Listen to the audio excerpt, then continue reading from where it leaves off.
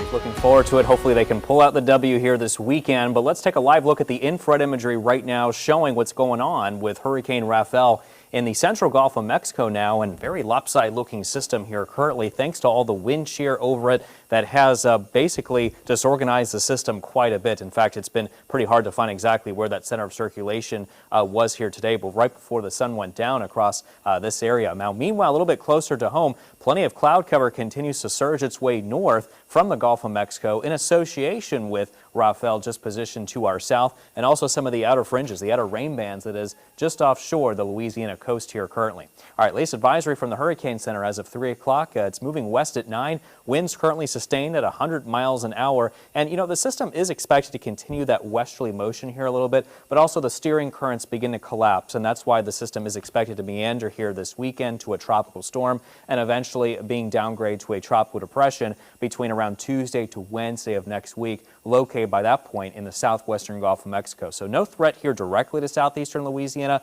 but we could see some outer impacts here. I'll get to that in a second. But I want to show you why what's happening. Why is it going to weaken? Well, we have a couple of things. We have mainly strong wind shear and some dry levels of air here too. And you can see that we are going to be looking at the system still encountering that very strong wind shear, which is going to weaken the system quite a bit here over the next few days here to come. And after that, we'll pretty much say goodbye to Rafael. But meanwhile, our winds are currently coming from the east at around 10 to 15 miles an hour. I've seen some reports of gusts over 20 miles an hour here today as well. And that's why we're still under these coastal flood advisories here posted for southeastern Louisiana. That goes from 9 p.m. tomorrow night until 10 a.m. on Sunday. And that's because the water levels, because of that easterly wind, could rise the water tide levels to around 1 foot above normal. So that's what we're looking at here right now in terms of the coastal impacts. Now, meanwhile, we're also tracking another system. It's a very weak trough of low pressure just north of the Greater Antilles Islands that has a low chance, 10% chance of development over the next 7 days. And we're not worried about that system here right now.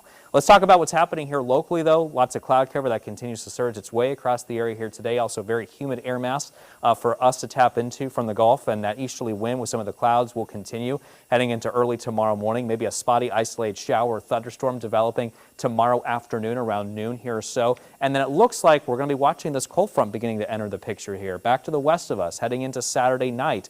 And as it approaches us, we're going to be looking at the moisture increasing. That could lead to some showers and some heavy thunderstorms here at times, especially Saturday night, tomorrow night, and also lasting into the day on Sunday here too.